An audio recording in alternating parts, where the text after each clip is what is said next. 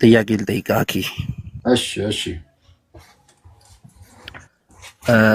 ስራን በተመለከተ አንተ ስራ የምትሰራው ያድነኛል ብለህ ነው ስራ የምትሰራው? ስራን የምሰራው ድህነትን ለመፈጸም ነው እና እግዚአብሔርን ስለምወደው ከፍቅር በተነሳ ማለት ነው። ከፍቅር በመነጨ መልኩ ስራን ትሰራለህ። ያ የምትሰራው ስራ ግን ድህነትን ለመፈጸም ነው። እሺ አሁን ቃል በቃል እንድትመልስልኝ የምፈልገው ያድነኛል ብለህ ነው ስራ የምትሰራው? አዎ ያድነኛል ስትል እኔም ልክ አሁን ለምሳሌ ምን እያልክ ነው? ያድነኛል ስትል ከሞት ወደ ህይወት ያመጣኛል፣ ከጨለማ ወደ ብርሃን ያመጣኛል ነው። ኦኬ ይኸውልህ ኤፌሶን ምዕራፍ 1 ቁጥር 5 ላይ ሲናገር እንዲህ ይላል፣ በበጎ ፈቃዱ እንደወደደ በክርስቶስ ስራ ልጆች እንሆንለት ዘንድ አስቀድሞ ወስኗል ይላል።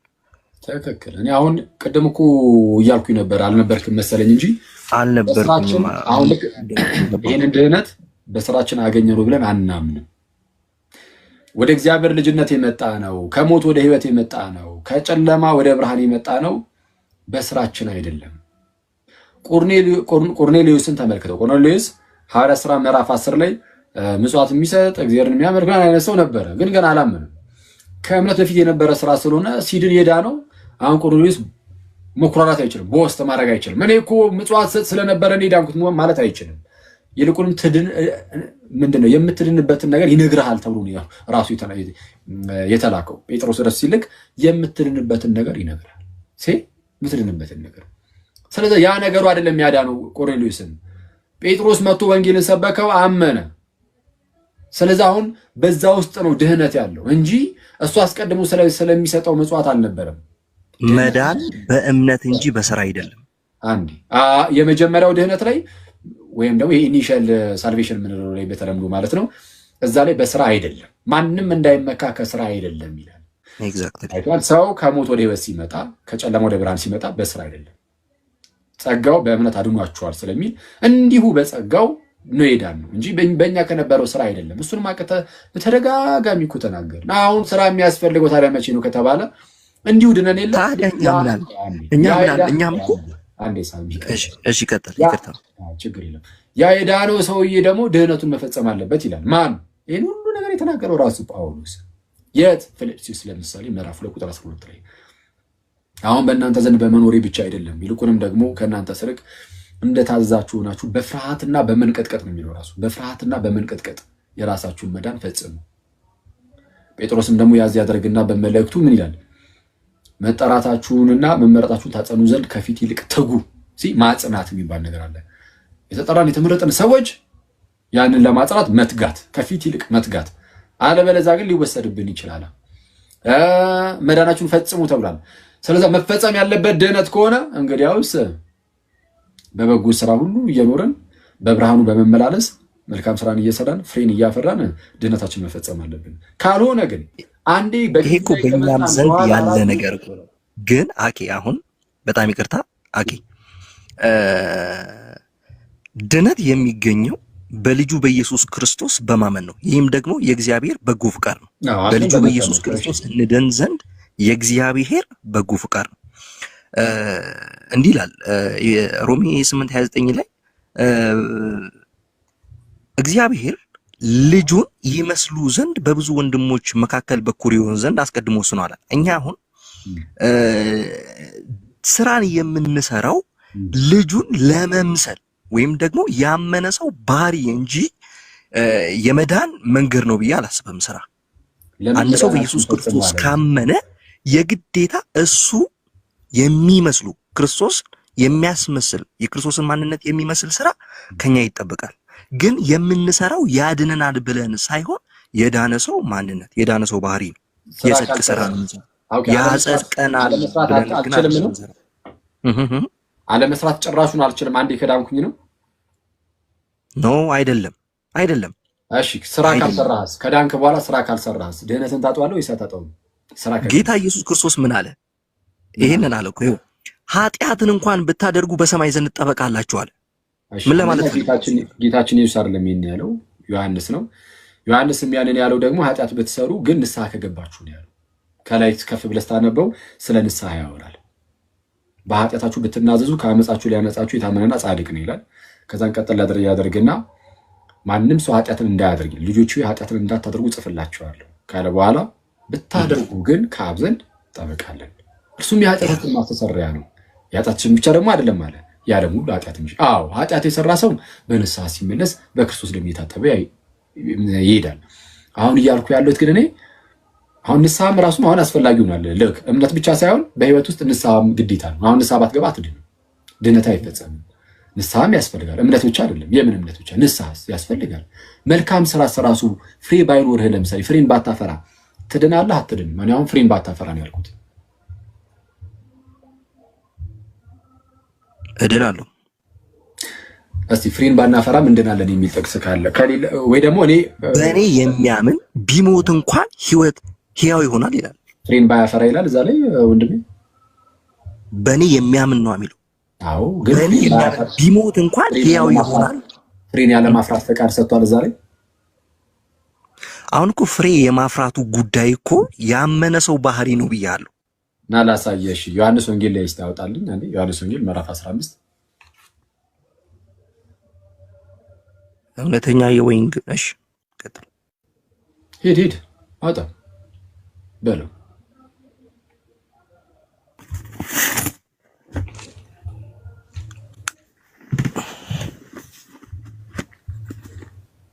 ሊያውጣው ወይ እኔ ያጥቻለሁ ብለሽ ዮሐንስ ወንጌል ምዕራፍ 15 ራሱ ጌታችን ኢየሱስ በአንደበቱ ሲናገር እንደዚህ አለ። ፍሬን ባያፈራም ድህነቱን አያጣውም ስላልክ ማለት ነው። እውነተኛ የወይን ግንድ እኔ ነኝ፣ ገበሬውም አባቴ ነው። ፍሬ የማያፈራውን በእኔ ያለውን ቅርንጫፍ በማን ያለውን ቅርንጫፍ አለ ሳም ቀጥል። በእኔ ሰው በክርስቶስ ለመሆን ምን ማድረግ አለበት?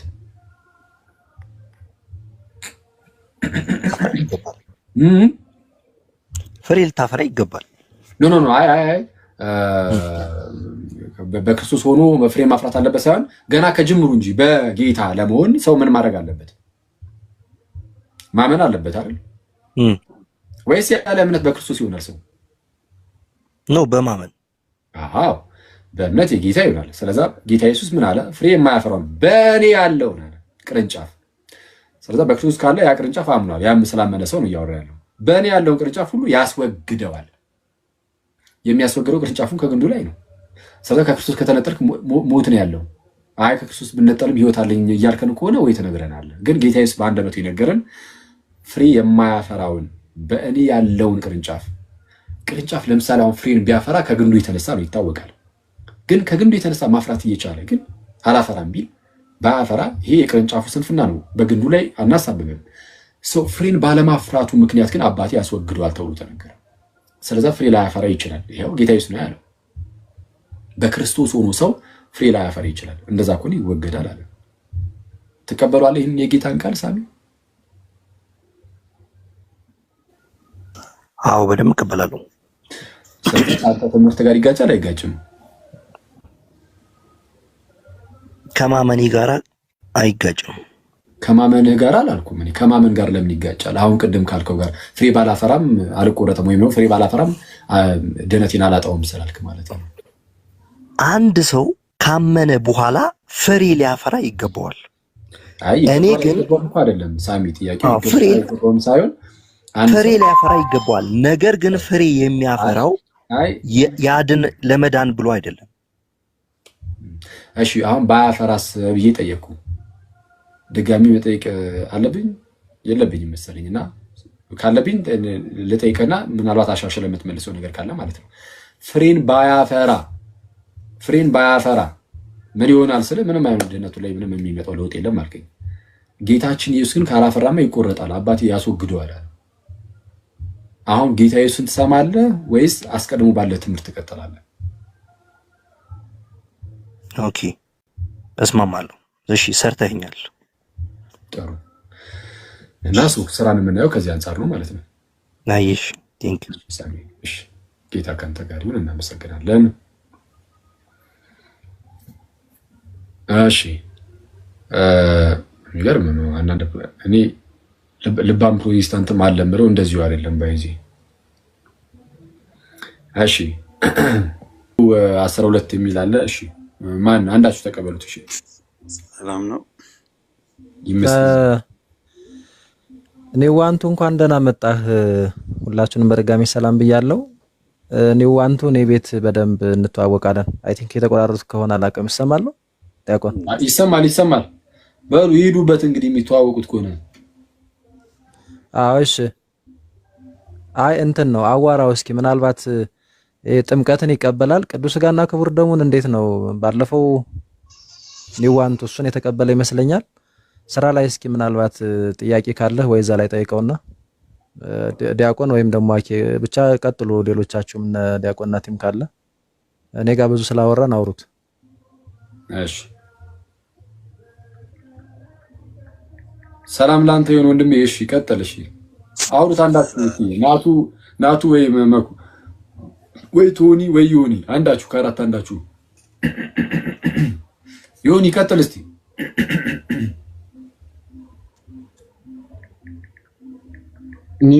ኒዋንቱ ይሰማል? ይሰማል። እሺ ያው ርዕሱን ሰምተው ነው ወይስ ጥያቄ ልጠይቅ? አይ ክርስቶፎረስ ነው እንትን ያደረገኝ እና ጥያቄ ከሆነ ብዙም ጠይቀዋለሁ። ግን ኦኬ ምንድን ነው በርዕሱ ነው ወይስ ይቀጥል? በርዕሱ መልካም ስራ ነው። ኦኬ ምን ነበር እሱ? መልካም ስራ ላይ ቀጥል ዮኒ ቀጥል ነገር ነው።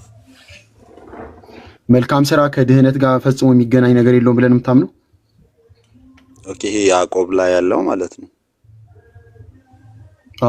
መልካም ስራ ላይ ማለት ነው ከድህነት አጠቃላይ። እኔ ግን እውነት ቱ ቢ ኦነስት ከፕሮቴስታንቶችም ጋር ተከራክሬያለሁ። ያዕቆብ ላይ ያለው ስራ የሚለው ነገር ሊገባኝ አይችልም ማለት ይከብደኛል። ማለት ሞር አዲስ ኪዳን ስለ እምነት ነው የሚያስተምረውና ስራ ብሎ የሚያነሳቸው ነገሮች እንደ ስራ ብዬ መቀበል ይከብደኛል። ማለት አሁን እዛ ጋር እምነትን ያቺ ሴት በእንትን ሸኘቻቸው ይላል። በእምነት ማርአብ የምትባለው ሴትና እንትን አብርሃም ወደ መሰዊያው ሲያቀርብ በስራ የጸደቀ አልነበረምን ይላልና የቱ ነው እምነቱ የቱ ነው ስራው የሚለው ነገር ኮንፊውዝ ያደርገኛልና ከአዲስ ኪዳን ወንጌል ጋር ስራን አያይዞ ቢመልስልኝ አቄ ደስ ይለኛል። ምንድነው ስራ ምንድነው ነው ጥያቄ? ቀጥል ዮኒ እሺ በል። እሺ ክርስቲያናዊ ህይወት ማለት ነው። እሺ ሂድ ዮኒ ቃለ ቀጥል። እሺ ያው መልካም ስራ ማለት ለምሳሌ በክርስትናው ሰዎች አምነው ተጠምቀው ከዛ በኋላ ድህነትን ደግሞ መፈጸም ግዴታ ያስፈልጋል። ያ ድህነታቸውን የሚፈጽሙት ደግሞ ከጌታ ጋር አንድ በመሆን መልካም ስራን በመስራት ነው። ልክ የዮሐንስ ወንጌል ምዕራፍ 15 ቁጥር 1 ላይ እንዳለው ማለት ነው። ፍሬ ማፍራት አለባቸው። ከክርስቶስ ጋር ስንኖር ፍሬ ማፍራት አለብን። ግንዱ አለ፣ ግንዱ ላይ ተጣብቀን እኛ ደግሞ ፍሬ እያፈራን መኖር አለብን። ያ መልካም ክርስቲያናዊ መልካም ህይወት ማለት ነው። ያ መልካም ህይወት ሲኖረን ያ ፍሬ እያፈራን እንሄዳለን። ያ ክርስቲያናዊ ህይወት ይባላል። ያ ነው ስራ የምንለው። ባጭሩ ክርስቲያናዊ ህይወት ማለት ነው። ከኃጢአት ርቆ በጽድቅ መመላለስ ፈናው እንዲነገረኝ እኮ አይደለም ዲቴይል እንዲነገረኝ ነው የምፈልገው። በእንዲህ ኦቨርኦል ሳይሆን ምንድነው ስራ? ምንድነው ስራ? ክርስቶስን መምሰል፣ ከኃጢአት ርቆ ጌታችን ኢየሱስን እየመሰሉ መኖር፣ በህይወት ክርስቶስን መምሰል። ለምሳሌ ምንድናቸው እነዚህ መልካም ነገሮች ከሆኑ መልካም የሚባሉ ነገሮች ሁሉ ለምሳሌ ጌታችን ኢየሱስ ያበላ ያጠጣ ምናምን ካለ በፍቅር ተነሳስተ ማብላት ማጠጣት፣ እስረኛን መጠየቅ ምንም ይሄን ሁሉ ነገር ያማከለ የተራራውን ስብከት ተመልከተው ምዕራፍ 5 ምዕራፍ 6 ምዕራፍ 7 ጌታችን እንዲያርጉ ይላል አይደል? እነሱ ሁሉ ያካተተ ምንድነው መልካም ፍሬን የማያፈራ ቢኖር ይቆረጣል ብሎ አልነበረ? ዮሐንስ ወንጌል ምዕራፍ 15 ላይ መልካም ፍሬ ምንድነው የሚለውን ነገር ለመመልከት ከሞከረን መጥምቁ ዮሐንስ ፍሬን አፉ እያለ ይናገርና ምንድነው እስቲ ምን እናፍራ ተብሎ ሲጠየቅ ሁለት ልብስ ያለው አንዱ ሚስት እያለ ሲናገር አይተናል። ስለዚህ እንደነዚህ ነገሮችን ሁሉ ይመለከታል። ግን እንደነዚህ ነገሮች የሚደረጉት በፍቅር ነው። በፍቅር ከፍቅር በመነጨ መልኩ እንደነዚህ ነገሮች ይደረጋሉ እና ሌሎችም ነገሮች እና ቀጥታ ክርስቶስ ኢየሱስን መስሎ መኖር። ኦኬ አይ እኔ ይሄን አልቀበልም። የማልቀበልበት ሪዝን እሺ መልካም ፍሬና ስራ ይለያያል ብዬ ነው ማስበው። ይሄ የመንፈስ ፍሬ የተባሉ እና ላይክ ይሄ ስራ የተባለው ነገር አንድ አይደለም ብዬ ነው ማስበው። ምንድነው ፍሬ የሚባለው? የመንፈስ ፍሬ ይሄ ትዕግስት፣ ቸርነት፣ በጎነት፣ ርህራሄ ምናምን የተባሉ ነገሮች ዮሐንስ ወንጌል ላይ ፍሬ የተባለው ምንድነው? ዮሐንስ ወንጌል ምዕራፍ 15 ላይ ችግር የለም። እሱም በነገራችን ላይ ቆይ ምንድነው ገላትያ ላይ ያለውን ነው አሁን አንተ ገላትያ ላይ ያለውም ጥሩ ነው። እሱንም መጨመር ትችላለህ። ነጥዬ እሷ ብቻ ናት ሌላ ነገር ግን እንዳይጨመር ማለት ግን አትችልም ነው። ለምሳሌ ዮሐንስ ወንጌል ምዕራፍ 15 ላይ ፍሬ ተብሎ የተገለጸው ምንድነው? ፍሬ መልካም ፍሬ የተባለው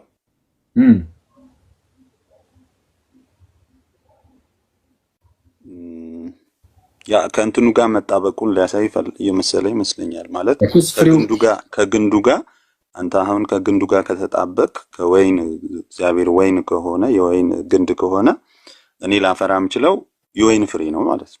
which means ከእኔ ጋር ተመሳሳይ አይነት የሆነ ፍሬ ማለት ነው። which means like አሁን እግዚአብሔር ቸር ነው፣ በጎነት አለው፣ ርህራሄ አለው። እነዛን ፍሬዎች እንድናፈራ ነው። ከዛ ከግንዱ ውስጥ ያለውን ነገር ጥሩ ነው እንትን ሪፍሌክት እንድናደርግ። ፍሬ ስራ ግን የተባለው ያ ስራ የተባለው ግን መስት ነው ያለው። በእምነት ብቻ ሳይሆን በስራ ነው መዳን የሚቻለው ይላል። እና ለነሱ እኮ ስለምን አይነት ስራ እንዳወራ ላሳየ። አሁን ቅድም እንዳልኩ አይነት ስራ እኮ ነው ላሳየ። እሱንም ከፈለክ አሳያለሁ። ላሳየ ከላይ ከፍ ብለህ ብቻ ብታነበው ያዕቆብ ምዕራፍ 2 ከላይ ከፍ ብለህ ብታነበው ቅድም ካልኩ የተለየ ነገር የለውም። ላሳየ እሺ፣ ወደ እሱ ላሳየ መጀመሪያና ያችን ጨርሼ ወደዚህ ደግሞ መጥቻ ነገር አሳያለሁ። ፍሬ የሚለው ላይ ማለት ነው። ያዕቆብ 1:27 ያዕቆብ 1:27 ከላይ ጀምሮ እንትን ብል ኦኬ፣ ከላይ ከምዕራፍ 1 መጨረሻ ላይ ማለት ነው። ምዕራፍ 1 ቁጥር 27 አካባቢ በግልጽ ነው የሚያስቀምጠው። እሺ ይቻላል፣ እሱንም ይቻላል። እኔ አክቹአሊ ምዕራፍ 2 ላይ ያለው ነው። እሺ እሱን አንብቤልህ ልለፍ።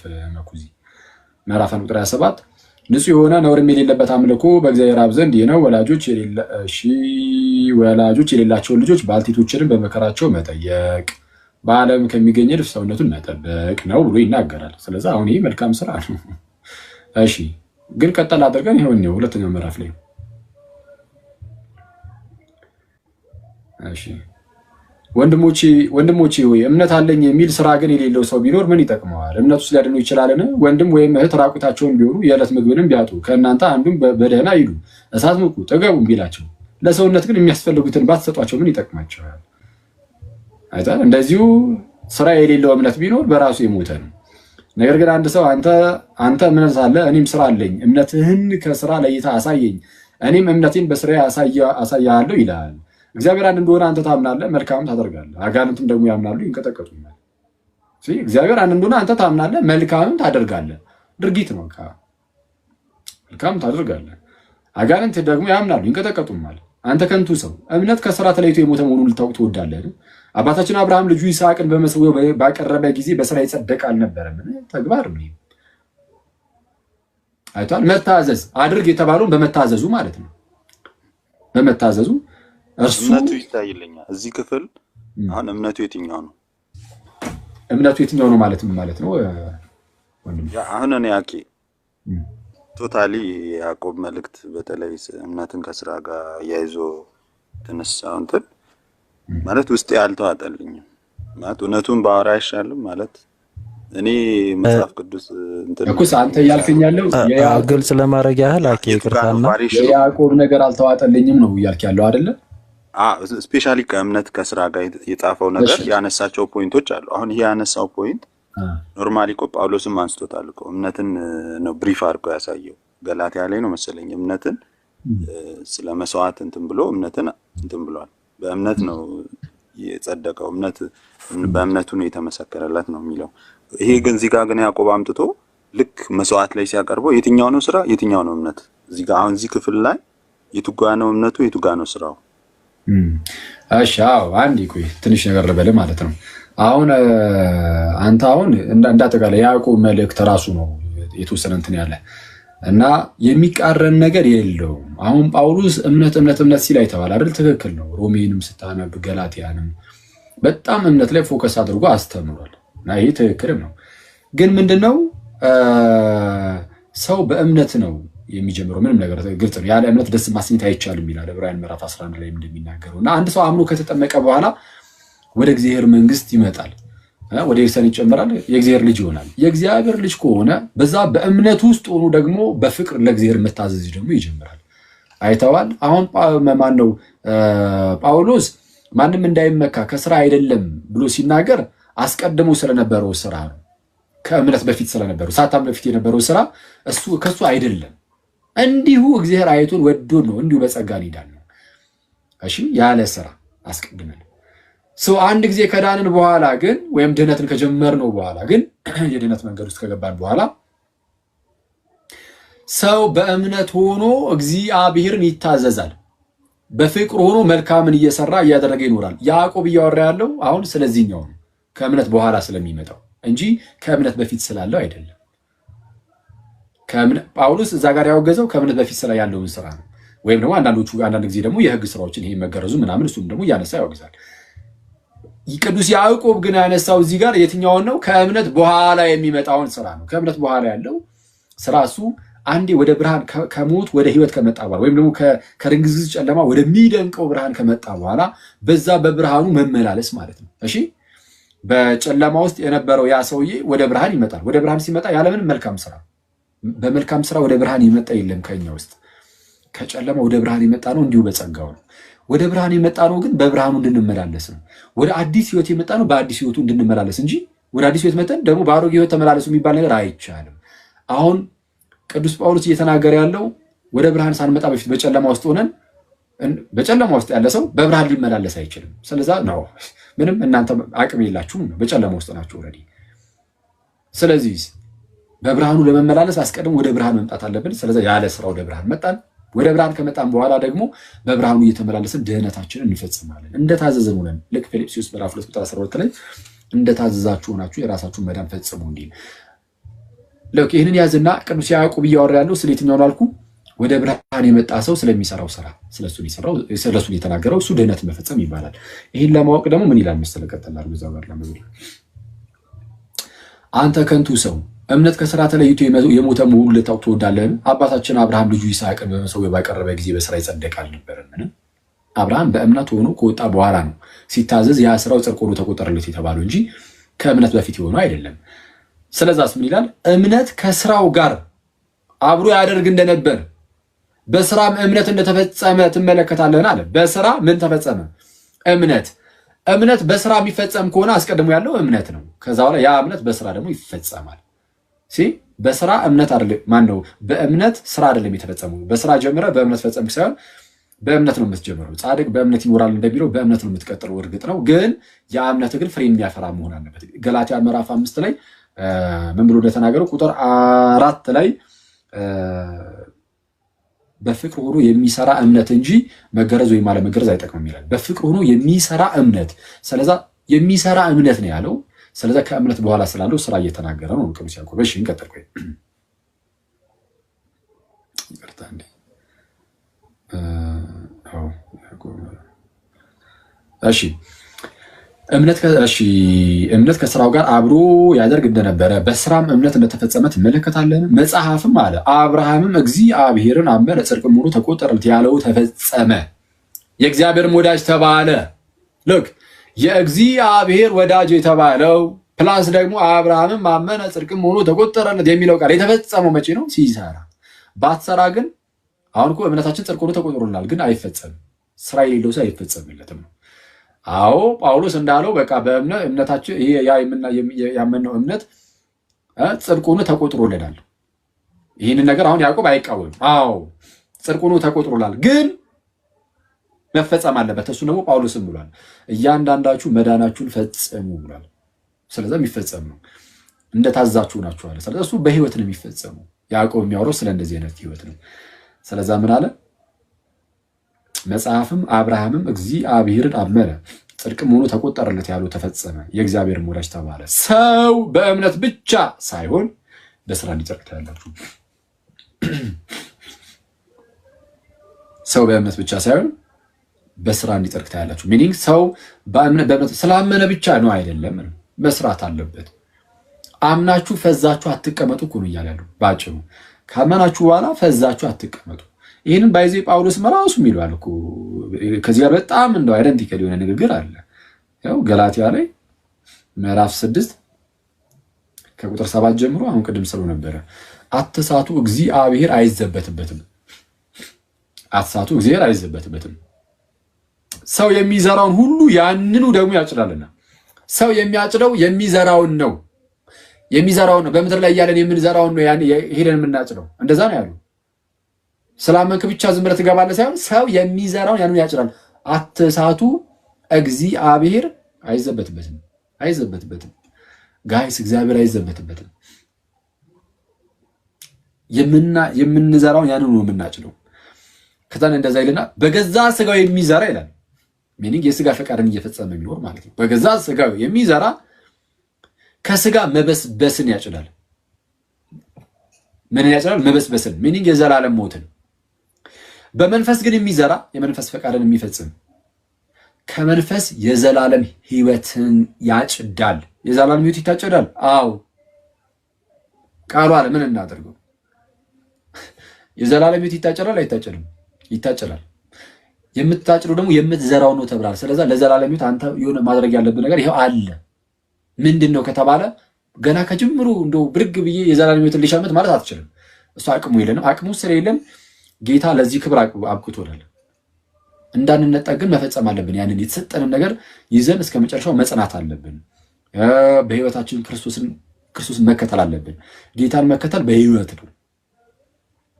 ሰው የዘላለምን ህይወት ያጭዳል አለና እንዴት ነው በምን መልኩ የሚለውን ለማስረዳት ግን ቀጣዩ ጥቅስ እዩት። ባንዝልም በጊዜው እናጭዳለንና መልካም ስራን ለመስራት አንታክትም። እንግዲያስ ጊዜ ካገኘን ዘንድ ለሰው ሁሉ ይልቁንም ለሃይማኖት ቤተሰቦች መልካም እናድርግ አለ። አሁን ያዕቆብ ነው የሚመስለው። ይህን ንግግሩን ስታዩት ኧረ ያዕቆብ ነው የምትሉኝ አረ ይመስላል፣ ግን አይደለም። ጳውሎስ ራሱ እንደዚህ በጣም ብዙ ቦታዎች ላይ እንዲህ ያለ ነገር ይጽፋል። በጣም በርካታ ቦታዎች ላይ ያው ላምበል አሁን ሌላ ተጨማሪ ከፈለገ ሮሜ ላይ ሙሰለ ሮሜና ገላትያ ብዙ ጊዜ ለዚህ ነገር የሚጠቀሰው። እሺ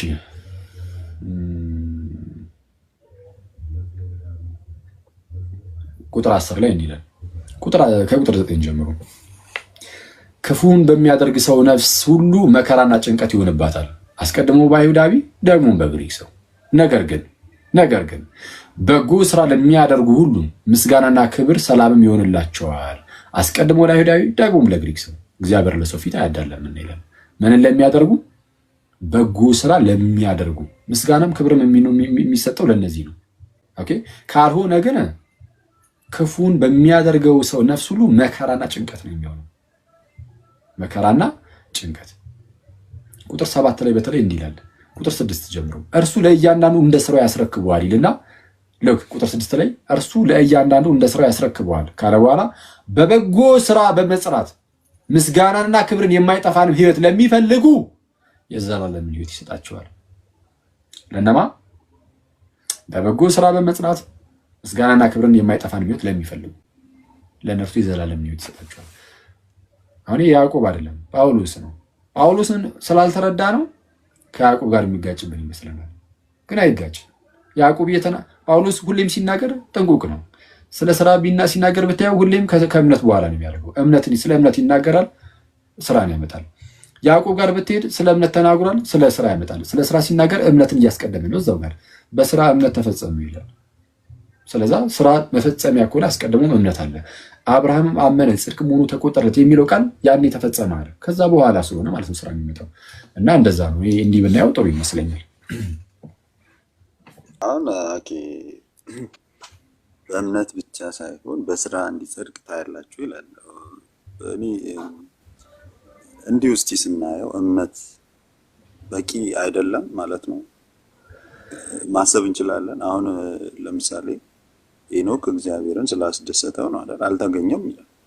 እምነት ማለት በራሱ እምነት ማለት እኛ ባመንነው በክርስቶስ ትምህርት ውስጥ ሆነን የክርስቶስ ትምህርት ሆኖ ኖርማሊ እምነትን እኮ መልካም ፍሬ ማፍራት አንችልም በእምነት ውስጥ እስከሆነን ድረስ ማለት ነው። መልካም ፍሬ እናፈራለን፣ የእግዚአብሔርም ሕይወት ይታይብናል። ስራ ግን ከተባለ ያን ነገር ካላደረግኩ እንሽ እደረጋለሁ ማለት ነው አይደል?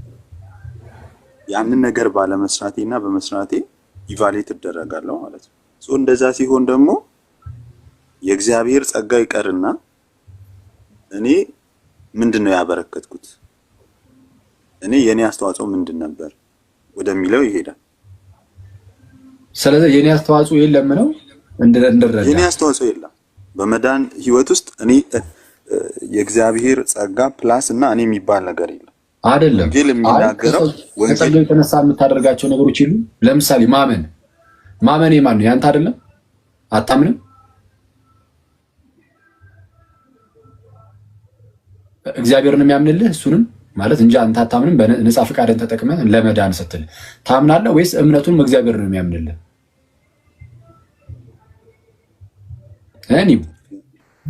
አቤት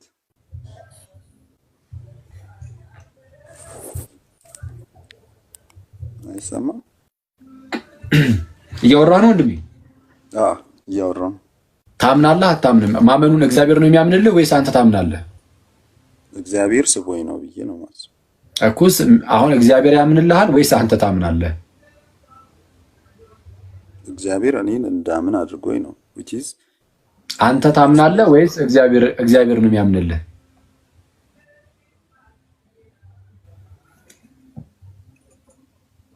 እንጃ ምን ብዬ ልመልስ፣ ግን ያው ኤክስፕሌን ማድረግ በሚከብድ ሁኔታ ሆኖ የእግዚአብሔር እቅድ መጽሐፍ ምን አለ እኮ ነው። መጽሐፍስ ምን ይላል? እመን ትድናለህ። ለምሳሌ የወህኒ ቤቱን ሰውዬ በጌታ በኢየሱስ እመን አንተና ቤተሰቦች ትድናላችሁ ተባለ። ስለዚህ አምኗል ሰውዬው። አላምንም ቢል አይድንም። እሺ አምናለሁ በማለቱ ግን ድናል። ጌታችን ኢየሱስ ምንድን ያለው በዮሐንስ ወንጌል ምዕራፍ 3 ቁጥር 16 ላይ በእርሱ የሚያምን ሁሉ የዘላለም ሕይወት እንዲኖረው እንጂ እንዳይጠፋ እግዚአብሔር አንድያ ልጁን እስኪሰጥ ድረስ ዓለምን እንዲሁ ወዶታል። በእርሱ የሚያምኑ እንዲድኑ፣ የማያምን አይድንም። ለመዳን ማመን አለበት ሰውየው። ከሰውየው የሚጠበቅ የለም፣ ማመን አይጠበቅም። አሁንም እኮ የሚከብድ ነው ያልኩበት ላይክ ሀሳብ ሳይገባኝ ቀርቶ ሳይሆን አንዳንድ ሰዎች ተአምራት አይተው አሁን ለምሳሌ በሙሴ ዘመን ከግብጽ ወጥተው ተአምራቶችን ያዩ ናቸው። ባህር ሲከፈል ያዩ ናቸው። እግዚአብሔር ድምፁን በተግባር የሰሙ ናቸው። አረ ከዚህ ሁሉ ተአምር ይሄ ሁሉ ተአምር እግዚአብሔር ሲመራቸው ምን ተአምርን አይተዋል? ሰው ምንድን ነው አልገባኝም። ለምን ወጣ? ትንሽ ወደ ካልቪኒስት ይሄዳል መሰለኝ። ጥሩ ነበረ። አይ እንትን ገና እሺ ወይስ ብቻ ግን ከኛ የሚያስፈልግ ነገር አለ። አሁን ከእግዚአብሔር ሳይድ አንኮንዲሽናል ነው። እግዚአብሔር ለኛ ያለው ፍቅር ምንም በምንም ነገር ላይ የተመሰረተ አይደለም። እንዲሁ ነው የወደደን፣ እንዲሁ ነው የሚለው መጽሐፍም። በቃ እንዲሁ ዓለምን ወዶታል የተባለው ከኛ ሳይድ ኮንዲሽናል የሆነ ነገር አለ። ካመንክ ትድናለህ፣ ካላመንክ አትድንም። አየህ ኮንዲሽናል ነው። ስለዛ ከኛ የሚያስፈልግ ነገር አለ። ማመን፣ አምኖ መጠመቅ፣ ከቅዱስ ሚስጥር እየተሳተፉ ከዛን ክርስቶስን በመምሰል ውስጥ መኖር። ይሄ ደግሞ ድህነትን ለመፈጸም ነው እና እንደዛ ነው ያ